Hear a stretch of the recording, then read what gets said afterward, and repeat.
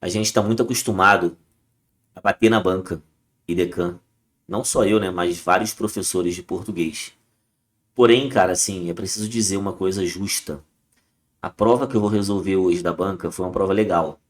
Eu discordo de um gabarito e vocês vão entender o motivo, óbvio, né? Vou falar que eu discordo e ponto final. Mas a gente tem aqui a prova de agente. Vou colocar para vocês aqui a capa da prova, para vocês se situarem. A gente tem a prova de agente da Polícia Civil de Santa Catarina com a banca IDECAN. Uma prova bem elaborada. Uma prova difícil de português. Não foi uma prova qualquer, não, tá? Ela cobrou muitos assuntos avançados. E com certeza, quem estava desatento aí acabou sofrendo um pouco. Essa nossa lista de transmissão, igual está aqui em cima, ó, lista de transmissão, em que a gente tem um curso de português com resolução de provas. E a partir da resolução de provas, a gente faz a revisão.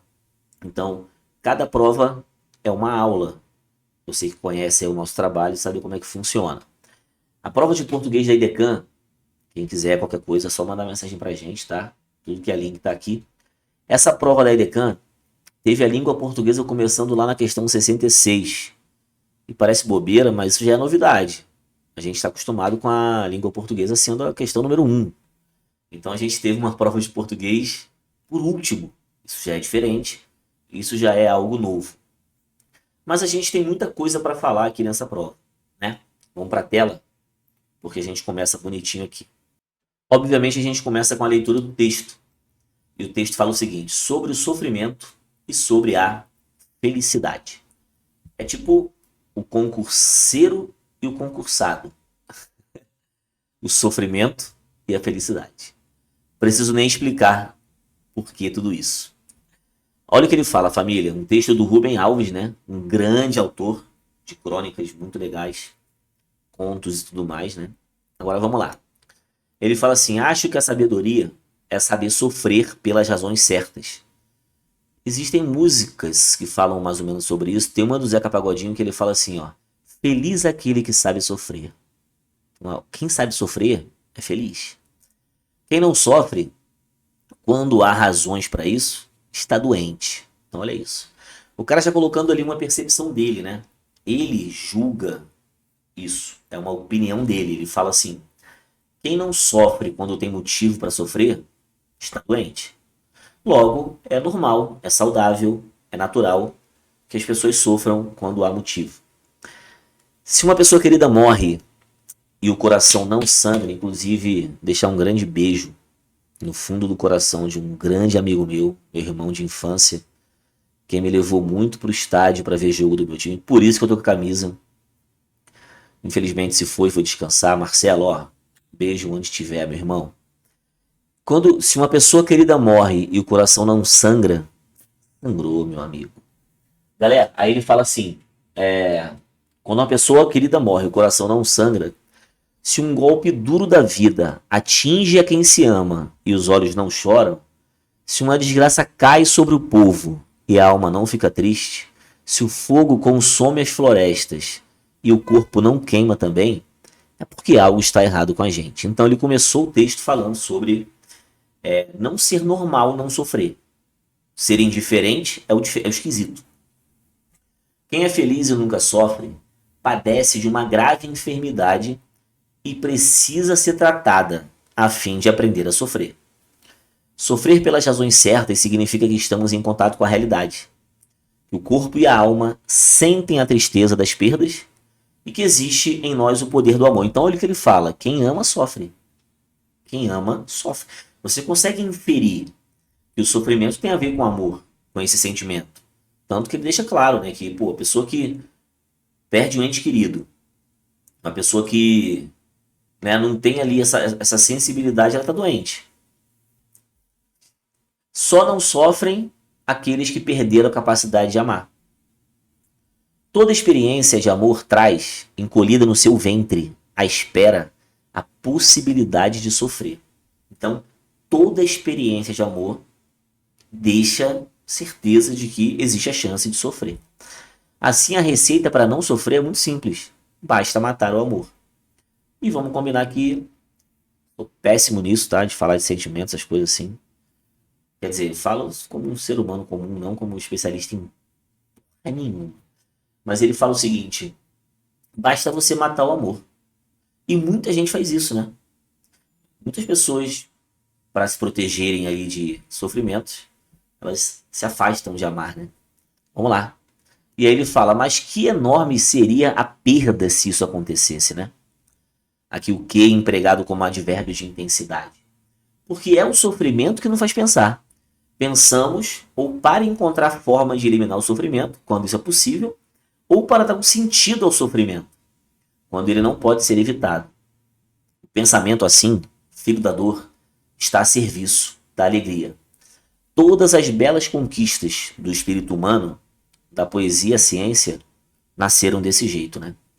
Mas há outros sofrimentos que não nascem de perdas reais.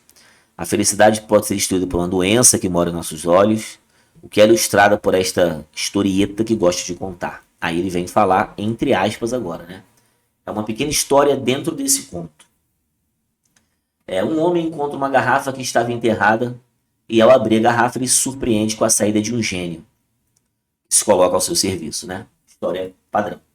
O gênio diz ao homem que pode transformar em realidade todos os seus sonhos. Então logo percebe que aquilo era mesmo possível, o felizardo começa a imaginar tudo o que ele poderia pedir. A juventude, uma beleza física irresistível, palácios deslumbrantes nos 4 cantos do mundo, serviçais, as mais belas mulheres, os melhores vinhos, as comidas mais saborosas, os amigos fiéis. Seus olhos brilham, né? Porque ele sabe que tem a felicidade, a chave para a felicidade nas mãos. Mas o gênio calmamente diz ao homem que havia se esquecido de mencionar apenas um detalhe. Tudo aquilo que o homem pedisse para si, o seu pior inimigo receberia em dobro. Ah, meu irmão, imagina o cara. Tô pedindo tudo isso, mas o meu pior inimigo vai ter o dobro? Então, peraí. Logo, como que por encanto, a face do sortudo muda de expressão, tornando-se mais séria e sombria. Ele para, pensa e, novamente com um sorriso de felicidade, de realização, dirige-se ao gênio para fazer o seu único pedido. Quero que me fure um olho. Por quê? Porque o principal inimigo dele vai ficar cego dos 2 olhos. Cara, esse texto é maneiro. Esse texto é irado. Aí beleza, entendi. A gente tem um texto que vai ser base para muitas questões. Vamos ver quantas? Ele não fala, né? Mas vamos lá. Primeira questão. Detalhe que no nosso curso Lista de Transmissão, eu sempre recomendo, eu sempre oriento que você primeiro baixe a prova em PDF, resolva, para depois você resolver. Ou para depois você assistir a correção. Aí vamos lá. Pelas especificidades inerentes ao texto em análise, depreende-se que ele é o quê? Olha a letra A, uma crônica. Beleza, crônica realmente, né? Por quê? Porque a gente está falando de temas universais da experiência humana, né? A partir de ponto de vista dele, ele falando que quem não sofre não ama, que é um absurdo, né? E que, pô, se você não sofre por nada, você já matou o amor, não foi? E reflexões existenciais. Pô, acontece isso no texto, né? Acontece isso no texto. Eu separaria a letra A. Com a B, um artigo de opinião. Esquece. Esquece, mas esquece muito. Por quê? Porque o artigo de opinião, galera, é um texto dissertativo. Ele tem um assunto em pauta. E aí o autor desse texto, do artigo de opinião, ele vai defender lá uma tese, com os seus argumentos, ponto de vista. E se você viu esse texto, crônica, você viu que não tem nada de artigo de opinião. Não temos um autor falando de um tema específico, defendendo seu ponto de vista. Ensaio filosófico, também não. Olha o que ele fala depois. Já que o texto se dedica exclusivamente à problematização conceitual da felicidade e da dor, sem recorrer a estratégias e injuntivas. Não é um ensaio filosófico. Letra D. Um conto, pois apresenta um único conflito, com poucos personagens, espaço e tempo limitados, estruturados em apresentação, clímax e desfecho. Não, ele não é um texto narrativo. Ele acabou de descrever uma narração, certo? A única parte que tem personagem ali é aquela estrutura entre aspas, mas aquilo ali é só parte do texto. E uma narrativa de memória, uma vez que o texto se estrutura a partir de lembranças pessoais do autor. Meu povo, questão sem muita dificuldade. A 66, letra A, né? A gente tem uma crônica interessantíssima falando sobre sofrer, sobre felicidade, sobre amar. E logo depois ele traz uma história de um cara que ele abriu mão da própria felicidade só para ver o mal do outro. Entendeu? Só para não ver o pior inimigo melhor que ele, né? Próxima questão, 67. A estratégia usada, olha isso, a estratégia usada pelo autor para dar consistência argumentativa ao seu texto é uma fábula? Lembrando que fábula é uma história que geralmente envolve animais e sempre tem uma moral no final. Não temos isso aqui, né? De jeito nenhum. Letra B. O apólogo, ele é um texto narrativo que tem como principal características, né, o uso de seres inanimados, né, que ganham vida e ganham fala. A gente está falando de um homem e de um gênio da lâmpada. Não temos um apólogo.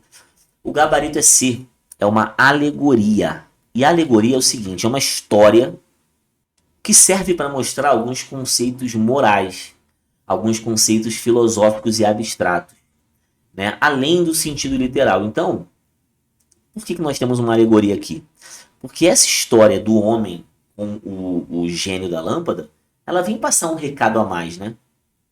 Ela é uma alegoria sobre a questão do ser humano não aceitar a felicidade de um inimigo, né? Então ele fez uma alegoria. Perfeito. 67, letra C de casa. Certinho? A epifania seria uma revelação, uma grande revelação. Tem até a ver, às vezes, com história bíblica. Não é o caso, né? Então, matou 67, letra C. Mas vamos combinar que foi uma questão difícil, porque nem todo mundo domina, tá atento a esses detalhes. Mas você, a partir de agora, fábula, apólogo, alegoria, epifania, trocadilho, prova da Edecan, cuidado. Agora mais uma. A receita para não sofrer é muito simples. Basta matar o amor. Aí a banca traz o verbo matar destacado. O verbo matar, né, na passagem anterior, pode ser substituído por qual outra palavra? Qual o tema que nós temos aqui na 68? Nós temos a semântica, assunto certo. Assunto certo. O que é semântica? Semântica, família, é o significado, é sinônimo. Ele quer simplesmente que você encontre um sinônimo para o verbo matar. Concorda? Então você pensa, vamos lá. Dirimir, não, né? Não é dirimir. Repara, é só você pensar. Matar o amor é acabar com o amor. E você pode até ter dúvida sobre o significado das palavras. Só que olha a palavra suprimir, galera. Suprimir é retirar. Suprimir é eliminar. Pô, você concorda que por mais que a gente fique às vezes em dúvida sobre algumas opções, tem uma que você assim, cara, suprimir o amor, retirar o amor, acabar com o amor.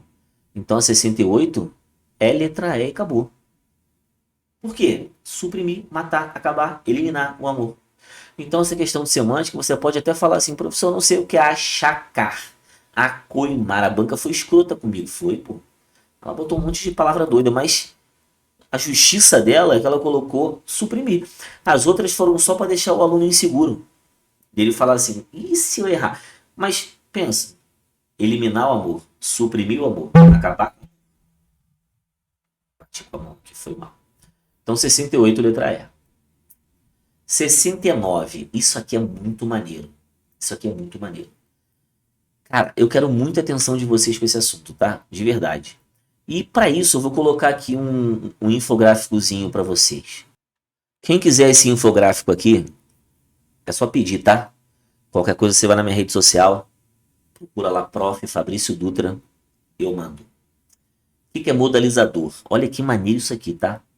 Modalizadores são palavras ou expressões que indicam a atitude do falante, o ponto de vista, a percepção do falante em relação ao conteúdo da mensagem. Vou te dar um exemplo. Se eu chego para você e falo assim, cara, o Bruno passou no concurso. Eu estou te passando uma informação extremamente reta e direta. Eu não disse em nenhum momento o que eu achei disso. Agora, se eu falo assim, cara, felizmente o Bruno passou no concurso, hein? Observa que eu estou colocando na minha frase, na minha mensagem, a minha percepção, o que eu achei disso. Ou seja, eu gostei, eu fiquei feliz por ele. Então, quando eu falo felizmente ele passou, eu estou colocando uma atitude minha, eu estou colocando um posicionamento meu. Uma avaliação minha. O felizmente é porque eu fiquei feliz por isso. Isso é um modelizador. E aí a tua banca, ela, assim como a FGV, ela gosta de cobrar o nome, a nomenclatura da parada. Por exemplo, você viu que na tua prova apareceu modelização epistêmica? Você percebeu, né? O que seria isso? A epistêmica, que está aqui do lado, é a modelização em que você tem o grau de certeza do falante. O grau de certeza, quando ele fala assim, o incêndio certamente foi criminoso. Estou colocando o meu grau de certeza. Estou colocando a minha percepção. Eu tenho certeza de que ele foi criminoso. Aí olha as palavras que indicam isso. Indubitavelmente, com certeza, de fato, efetivamente. Só que nós temos a epistêmica que indica também um grau de dúvida, uma não certeza. Tem nome, tá? A que indica total certeza é a asseverativa. Só que nós temos a quase asseverativa, quando ele fala assim, provavelmente, possivelmente, talvez, aparentemente.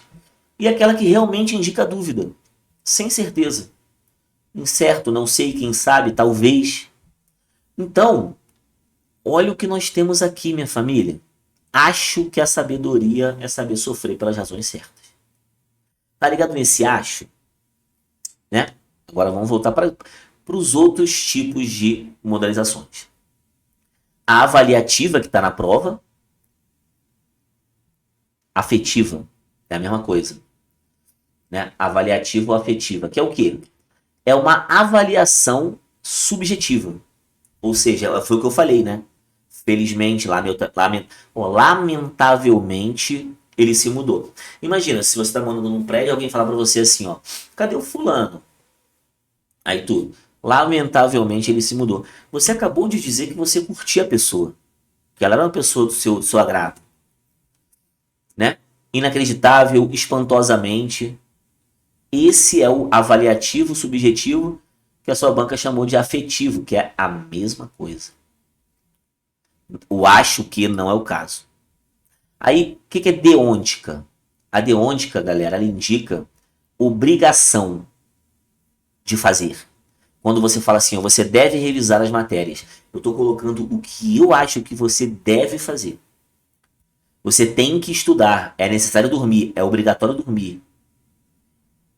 Tem a ver com dever fazer, com poder fazer. Você tem permissão para.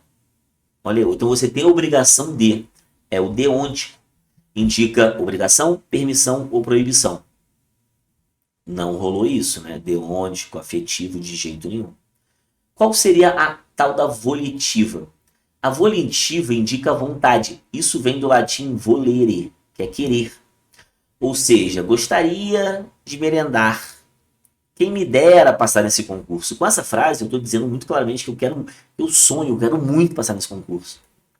Então ele indica a vontade, o desejo do falante. E eu acho que não é isso. Olha aí, modalização. É a epistêmica, porque indica grau de certeza. Pode ser total, pode ser parcial. E esse acho que é isso, é o grau de certeza dele, é o que ele acha. Então essa 69, gabarito B.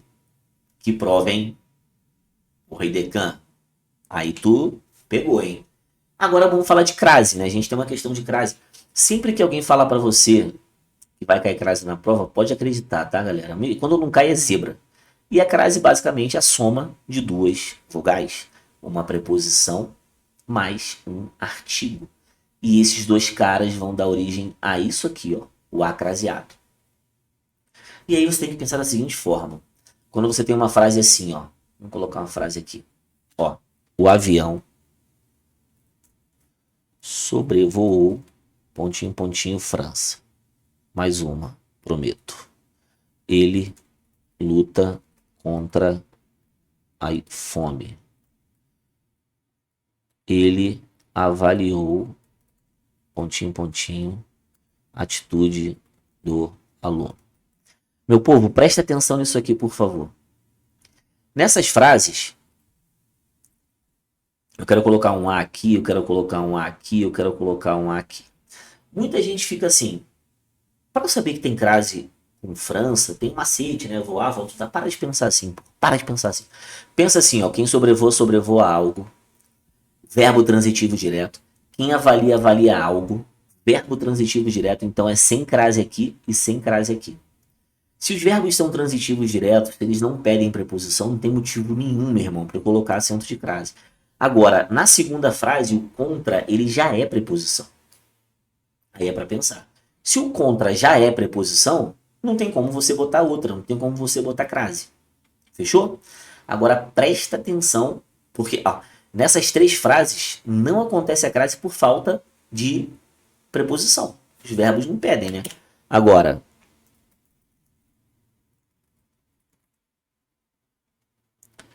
imagine isso aqui, ó. Fecharam o acesso. Aí você pensa assim, pô, se fecharam o acesso, fecharam o acesso a. Imagina se estivesse aqui, ó, fecharam acesso a ela. Aí você, pô, professor, se fecharam o acesso, fecharam o acesso a, tem preposição, né? O verbo pede. Fechar o acesso a. O verbo pede preposição. Mas a minha pergunta é, e o artigo, irmão? Porque a palavra ela, galera, não tem artigo. Quer ver? Eu vou te provar. Ninguém pode falar assim, ó, gostei da ela. Ninguém pode falar isso. Por quê?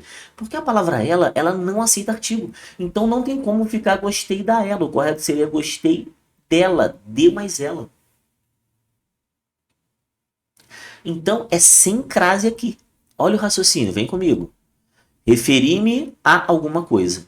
Ou seja, tem preposição em todos. Quem se refere a, quem se refere, se refere a, quem se refere, se refere a, quem se refere, se refere a. Agora, pega o ela e bota para completar o verbo gostei. Tu pode falar da ela? Não, sem crase. Tu pode falar gostei da ele? Sem crase. Tu pode falar gostei da essa moça? Sem crase. Você pode falar gostei da uma moça? Sem crase. Então eu já eliminei todos, gabarito C. Agora eu vou te mostrar uma coisa. Professor, fala sobre ter crase, né? Porque tu tá falando sobre quando não tem crase. Olha aqui, olha aqui. Fechar o acesso à mesma loja. Aí tu, pô, se fechar o acesso a, né?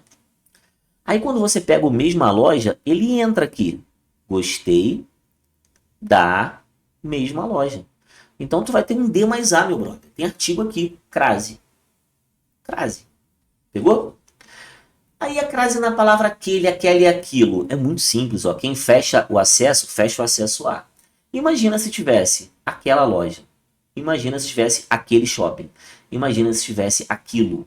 É só você pensar.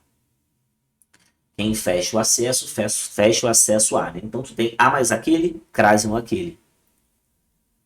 A mais aquele, crase no aquele. A mais aquela, crase no aquela. A única chance de não ter crase naquela é se fosse assim, ó. Eu vejo aquela série. Aí tu vai ter, pô, professor, quem vê vê algo. Não tem crase no aquela. Isso aí, quem vê vê algo. Então, a crase tá certa, porque, ó, quem se refere a mais aquele. Crase na palavra aquele. Então, essa 70 de crase clássica, letra C. Questão clássica de crase. Normal ter crase no aquele, no aquele, no aquilo. Ó, de novo, se eu escrever assim, ó.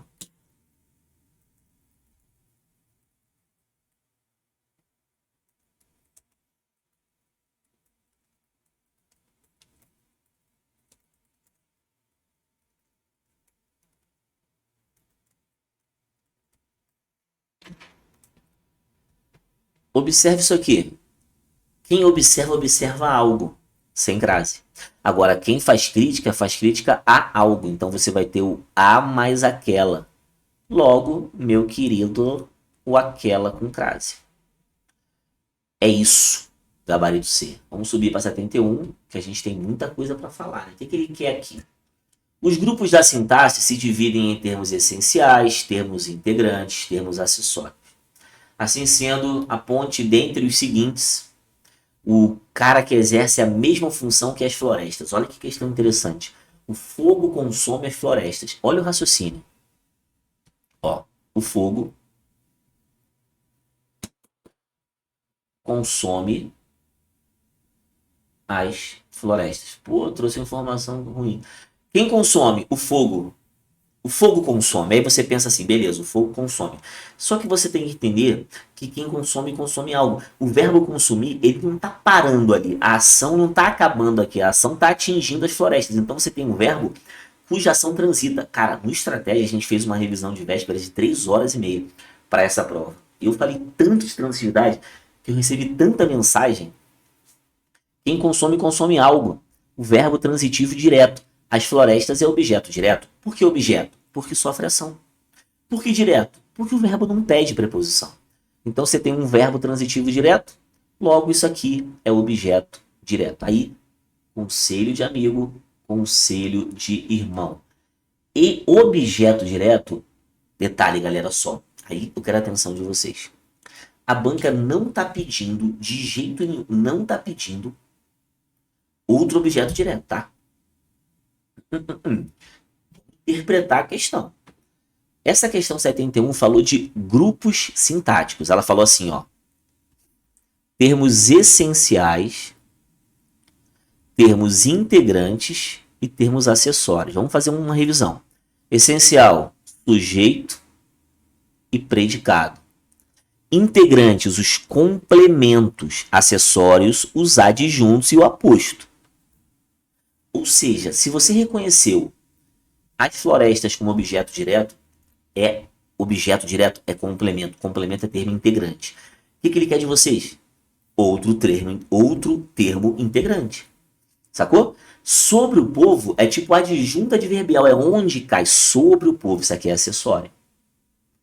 Aí tu entendi. Ó, o seu pior inimigo receberia em dobro. Quem é que recebe? O seu pior inimigo. Só que eu não tenho aqui quem recebe algo. O em dobro não é o algo.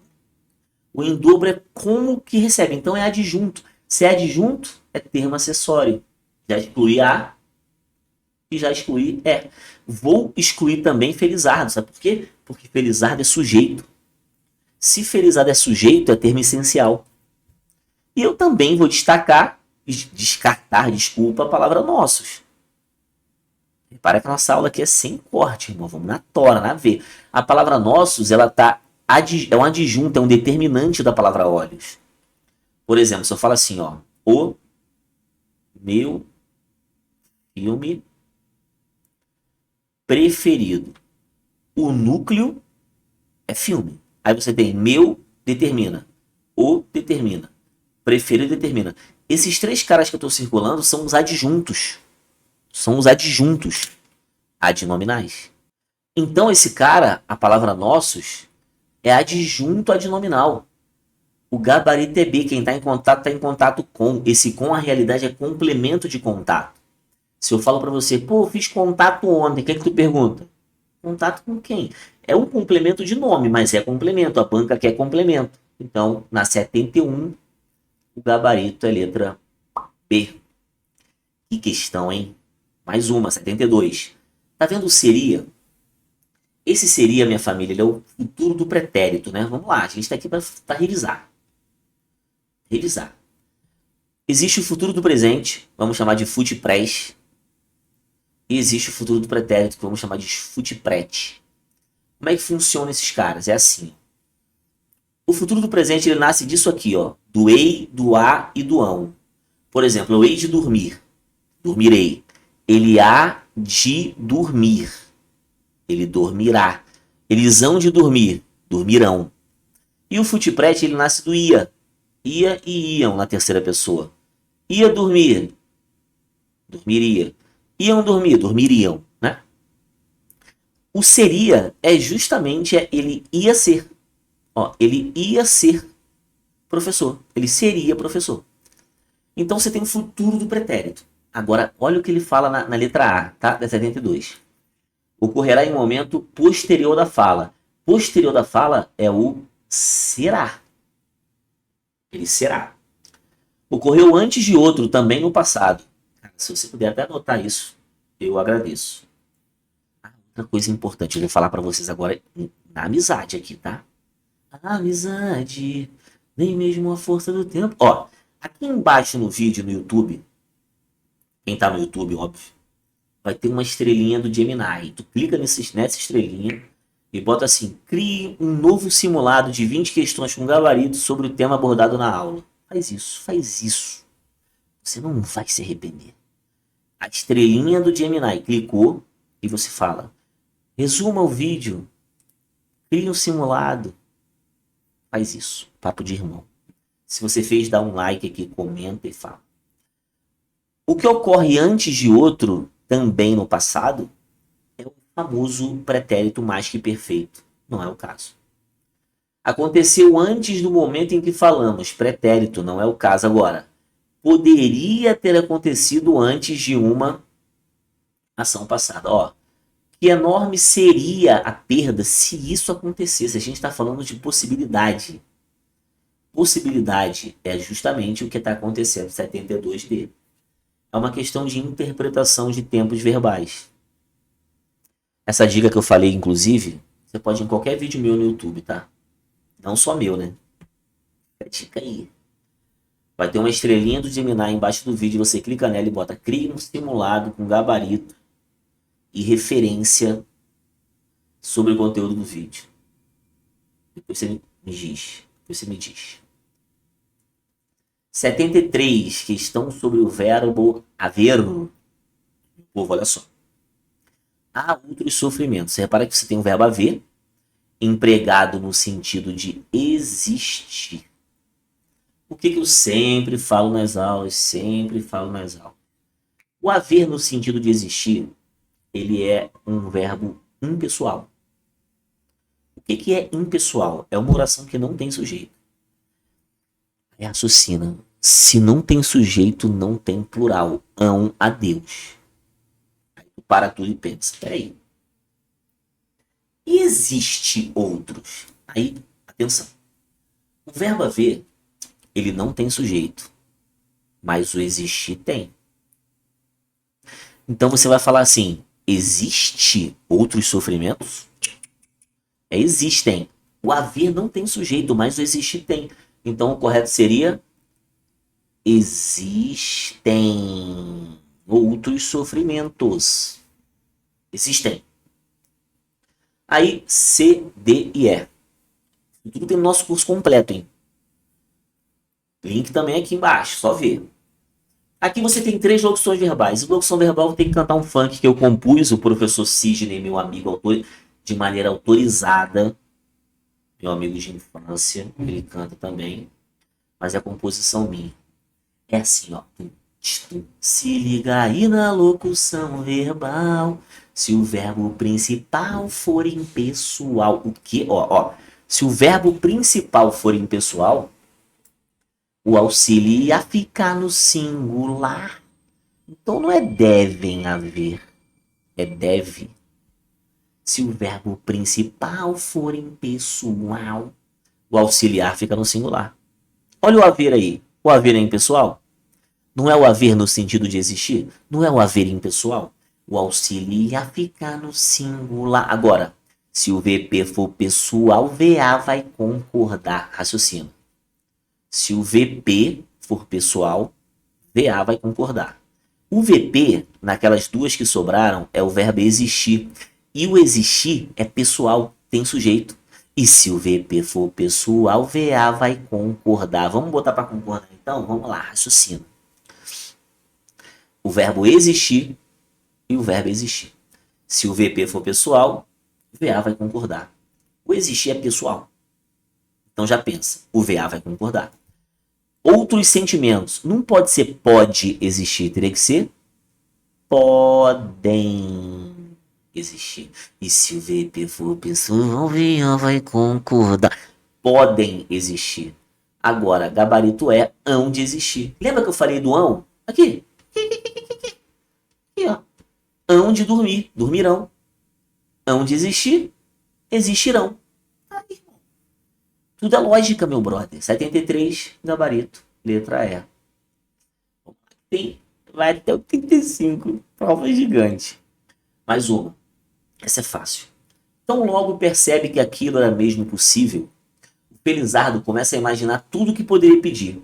a juventude, uma beleza física irresistível, palácios, serviçais. Pô, isso é enumeração, aí tá tranquilo. Essa aqui de boa, né? Facilitou. Ele tá enumerando, é o aposto enumerativo. Lembrando que tem aposto de tudo isso aqui no nosso curso completo, você acha, hein? Aposto especificativo, recapitulativo, distributivo, né? Tem tudo isso. 74, letra A. Lembrando que essa aqui é uma prova 2026, hein? Prova de agora, março. Março de 2026. Mais uma, 75. Escreve-se corretamente com um X, experiência. E aí ele quer a palavra que também está certa. Muito boa essa questão. Fiz uma prova hoje no Estratégia também da FGV cobrando isso. Galera, o gabarito é B. Eu vou bem direto ao ponto. Esperto com X não é carioquês, não. É expert. É o esperto com X, que é o cara que é expert, experiente. Então, ele tem sapiência na coisa. Não é o cara que percebe as coisas com facilidade, o esperto. Então, é esperto com X. De expertise, né? De bola. Então, letra B. 76 é uma questão de colocação pronominal. Próclise e mesóclise. Olha que maneiro. Tá vendo? Eu, se fosse você, já iria nessa aqui. Porque dentro do nosso curso completo, dentro do nosso ambiente de conteúdo de português, eu falo, galera, questão de colocação pronominal, a sua obrigação é saber quais são as palavras atrativas. Atrativas. Atrativas. E esse que é o atrativo mais famoso do mundo. A palavra que. Quer dizer, é a segunda mais famosa. Na minha opinião, a mais famosa é o não. É o nunca. É a palavra negativa. Então tu vai falar assim, pô, calma aí. Esse que, ele é uma palavra atrativa. Então a próclise está acontecendo por causa desse pronome lá no gênio, o qual se coloca, e tem essa informação na letra C. Repara que no primeiro, surpreende-se, não tem ninguém atraindo. Então olha o que ele fala na A. Em um, ocorre ênclise, em decorrência da preposição subsequente. Nunca, ninguém depois. Puxa. Um abraço aí ao meu amigo Andrade. Quem puxa é quem está antes. B. Em 2, a próclise ocorre em decorrência da vírgula. Não. A próclise é por causa da palavra que. Então, gabarito letra C. Fechou. Acabou. Não tem infração nenhuma. Pode descartar D e E. Entendi. Agora aqui. Olha 77. A gente estuda muito isso, né? Meu povo, toda vez que você tem um pronome relativo, olha só que maneiro. Toda vez que você tem um pronome relativo, vamos botar aqui uma revisão assim disso. Achei um pronome relativo, né? Fazendo a substituição por o qual. Achei um pronome relativo, você vai ter oração subordinada adjetiva. Aí é o seguinte. Oração adjetiva ela é dividida em 2 tipos. A restritiva, que é aquela que não tem isolamento, e a explicativa, que é aquela que apresenta isolamento. Essa primeira, ó, o homem encontra uma garrafa a qual estava enterrada. Então é pronome relativo. Certo? Logo, essa oração que está aí, prosa, lembra? Ela é adjetiva, só que ela é restritiva. Agora, a 2. Ao abri-la, surpreende-se com a saída de um gênio, o qual se coloca à disposição. Então, novamente, pronome relativo, o qual. Eu tenho 2 orações adjetivas, só que lá de cima restringe e aqui embaixo explica. O que ele quer? Ele quer a informação correta. Repara, por favor, a letra A. Em 1 e em 2, adição de uma informação em relação aos antecedentes. Galera, grava uma coisa aqui, entre amigos. A adição de informação é a explicativa. A restritiva restringe. A explicativa, informação a mais. Se eu falo, meu irmão, vírgula, que mora no Rio de Janeiro, eu não estou restringindo o irmão. Estou falando só dele e estou passando uma informação a mais sobre ele. Agora, se eu não coloco vírgulas, vai chegar o meu irmão que mora no Rio. Aí eu estou restringindo, aí eu tenho mais de um irmão. Vai chegar somente o que mora no Rio. Isso é restringir e isso é explicar. Letra A tá fora, por quê? A primeira restringe. Olha o que ele fala na B. Em 1 e em 2, a limitação de informação. Limitação só em 1. C. Em um, a ausência da vírgula, olha o que ele fala nessa C. Em um, a ausência da vírgula adiciona uma informação em relação ao antecedente. Em um, adiciona, não. Em um, limita. Olha a letra D. Em um, a ausência limita. Restringir é a mesma coisa que limitar. Eu botou um sinônimo, irmão. Restringir é limitar. Enquanto a 2, adiciona. Limita. Grava isso. Já grava aí, por favor. Restringir, limitar. Minha prova é da Banca IDECAN. Tem que saber isso. Explica, adiciona. Inclusive, essa aula vai servir para qualquer prova da Banca IDECAN, tá, gente? Manda esse vídeo para a galera aí, compartilha, fala pra todo mundo. Então, letra D, gabarito. 77D. 78. Essa aqui é que eu discordo um pouco, tá? Ó. O corpo e a alma sentem a tristeza das perdas. Olha só, essa expressão das perdas, ela tá ligada à tristeza. Certo? E olha que maneira, a perda, ela não tá sofrendo nada. A perda nesse caso, tá tipo especificando tristeza. É a tristeza das perdas. Então a gente não tem aí um complemento nominal. Eu tentei ficar, quando eu vi, eu fiquei pensando, cara, vou pensar numa possibilidade para isso ser complemento nominal. Perda é o alvo da tristeza, forçando muito a barra. Mas vamos lá, vamos pensar assim. Se eu coloco a tristeza do aluno, aí tem que forçar a barra, vou fazer isso, paciência. Se eu coloco a tristeza do aluno, o aluno sente a tristeza. Agora, a tristeza da derrota. Como se a derrota fosse o alvo da tristeza. Aí você teria complemento nominal. Nessa percepção a gente tem complemento nominal. Mas se ele estiver especificando tristeza, o motivo da tristeza adjunto. Por isso que é uma questão polêmica, ambígua, né? Mas a banca viu a perda sendo o alvo da tristeza. Aí não pode ser nem a D nem a E. Por quê? Vou te mostrar. Essa D e essa E vão ter o Lê com valor possessivo. Cortei-lhe as atitudes. Cortei as atitudes dele. Adjunto adnominal. Beijei-lhe as mãos. Exemplo que eu sempre uso nas aulas, hein? Ó, será que a banca vê? Adjunto. Não lhe deu a mínima atenção. Não deu atenção a ele. Não deu algo a alguém. É o lhe que funciona como objeto indireto, padrão. E deixei-lhe resolver o problema. Galera, esse lhe é um caso muito especial. É o lhe que funciona como sujeito. Isso é possível. Se ele for sujeito de um verbo no infinitivo e se esse verbo no infinitivo tiver objeto direto. Olha que loucura. Deixei-lhe resolver o problema. Deixei que ele resolvesse o problema. Esse lhe vai poder ser sujeito se o verbo seguinte estiver no infinitivo acompanhado de objeto direto. Se fosse só deixei-lhe sair, aí não pode. Deixei-lhe sair não pode. Teria que ser deixei-o sair. O gabarito é A, ninguém é contrário a ele. E aí esse lhe vai ser complemento nominal. Igual lá em cima. Rebolada para poder justificar esse gabarito, porque é uma questão de duplo sentido, né? Mas é isso. Bora para 7 e 9. Desempenha a mesma função sintática. Olha aqui, galera. Toda experiência de amor traz o quê? Raciocina. Vocês concordam que quem traz algo? Concordam, né? Agora me fala aí quem é esse algo. Toda experiência de amor traz, encolhida no seu ventre, à espera, a possibilidade, ou seja, objeto direto. O objeto direto é a possibilidade.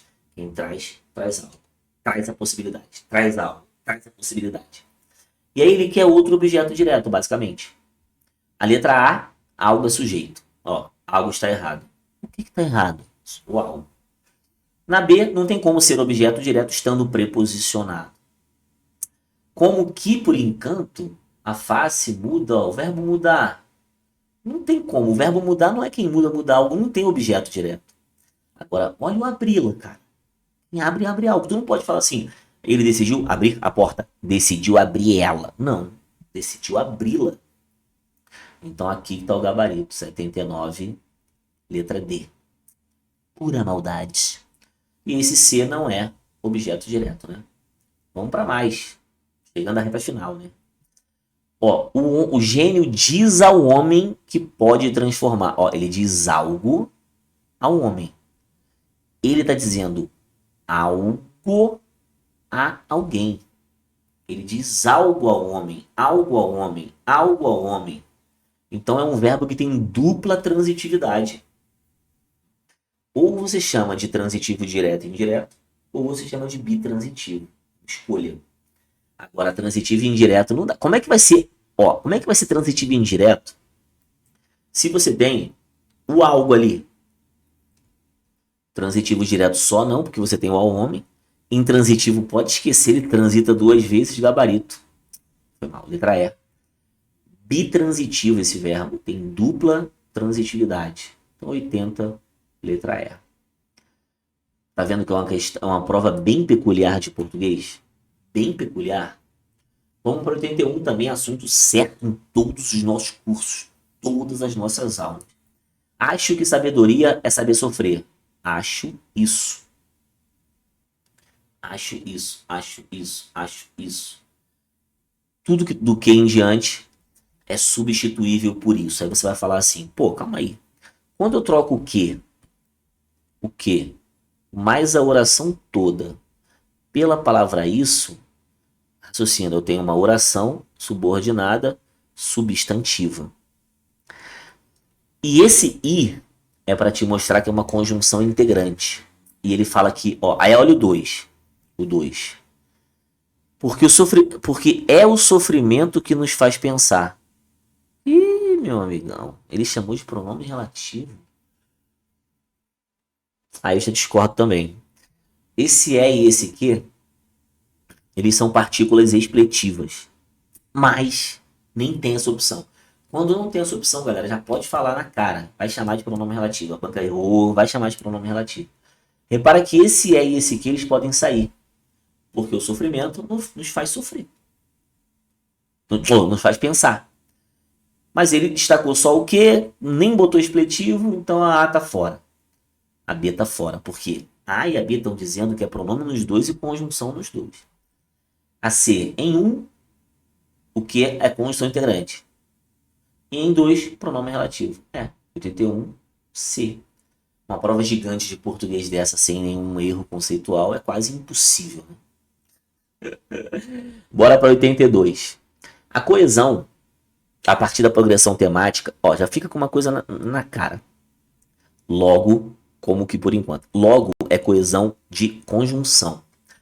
Coesão de conjunção é coesão sequencial. A gente não tem retomada de ninguém. Se não tem retomada, tchau referencial. Tchau referencial. O logo é um conectivo. Conectivo é coesão sequencial. Aí ele botou frástica e parafrástica. Queria que você raciocinasse a partir de agora para não errar isso. Quando você pensar em parafrástica, você pensa em paráfrase. Que é você reescrever o que está ali de outra forma. É tipo assim, ó, você fala assim, eu estou muito cansado, ou seja, não consigo nem... Ou seja, não consigo sair da cama. Depois do ou seja, vem uma reescrita do que eu disse antes. Isso é paráfrase, parafrástica. Não está rolando isso. O que nós temos é só uma coesão frástica. Coesão sequencial com conectivo. Então, 82, gabarito, letra B de bola. Fechou? Quem quiser também aí um infográfico disso, me pede. Fala comigo. 83. Analise a relação coesiva existente entre os trechos ressaltados. Tá. Ó, assim, a receita para não sofrer é muito simples. Basta matar o amor. Vocês concordam que a receita está trazendo, está antecipando algo que ainda vai ser dito? A receita antecipa algo que ainda vai ser dito. Então está apontando para frente. Lembra aquela arma medieval, catapulta, em que você joga as bolas de fogo para frente? Catapultar a carreira, jogar para frente. É catáfora isso. Então, não é anáfora, não é deixis. Aí vamos ver A e a B. Há uma catáfora. Pois a explicação surge depois. Não tem como catáfora surgir antes, né? Então, 83, letra A. Muito boa, muito boa questão. A catáfora é referência para alguém que ainda vai ser falado. E a anáfora é a referência para quem já foi falado. 84, tá acabando. Análise sintática. Galera, olha só a letra A, olha a loucura da letra A. Ele pegou a palavra triste e chamou de adjunta adverbial. A alma não fica triste. Como é que vai ser adverbial? Se fosse almas, as almas não ficam tristes. Advérbio não tem plural. Adeus dá. B. Enorme seria a perda. Ó, o que seria enorme? A perda. A perda é sujeito. O predicativo do sujeito é a palavra enorme, é o atributo. Morreu. O pensamento assim, filho da dor, está a serviço. O pensamento assim, filho da dor, está explicando o pensamento. O pensamento é o filho da dor. Letra D, gabarito. Muito bom, hein? Olha só. O verbo haver, no sentido de existir, ele não tem sujeito. Mas ele tem objeto direto. Então, o verbo haver da letra D, o haver, esse cara aqui, não tem sujeito. Mas razões vai ser objeto direto. Então, 84, letra D. Aí a 5, a letra E da 84 é agente da passiva, repara. Pode ser destruída. O ser é o verbo ser, destruída é o particípio. E esse cara aqui é o nosso agente da passiva, não complemento nominal. Prova de português, amigão. 85. Bora para fechar, né? Ó, muito boa. O vocábulo destacado, quem é feliz nunca sofre, nunca padece, né? De uma grave enfermidade. Repara que grave se refere à enfermidade. Grave, rapaziada, é um determinante da palavra enfermidade, é um adjunto adnominal, determinante. E aí ele quer que você encontre outro adjunto adnominal. Ó, a letra A, ele sabe isso. Oração substantiva nunca funcionou, nunca funcionará como adjunto adnominal. Então logo percebe isso. Jamais. Adjunto adnominal? Jamais. Né? Dirige-se ao gênio para fazer. Para mais infinitivo é oração com valor de finalidade. E quero que me fure um olho, quero isso. Agora, é essa aqui, ó. Eu sempre falo para vocês. Ai, meu Deus, que prova. E esse o que tá aqui, ele é um pronome demonstrativo. Ele equivale à palavra aquilo. O Felizardo começa a imaginar aquilo. Aquilo que poderia pedir. Aquilo o qual poderia pedir. Esse que, ele vai ser pronome relativo. Prosa, né? Agora grava uma coisa para você nunca mais errar. Oração subordinada adjetiva, ela funciona exatamente como adjunto de nominal. É a função dela, irmão. É a adjunta de nominal. Então, essa 85, o gabarito é letra E. 85 é. Vamos combinar. Uma excelente prova de língua portuguesa. Essa é de agente. Ainda tem a de escrivão. Então, a Banca Idecam, um errinho conceitual ali, uma frase ambígua ali, mas foi uma prova de português que cobrou conhecimento da galera. Eu fiquei fã dessa prova, tá? Antes que vire moda, já digo, sou fã dessa prova. Qualquer coisa eu estou inteiramente à disposição. É só chamar. Não perca a nossa lista de transmissão com provas corrigidas assim. Tamo junto.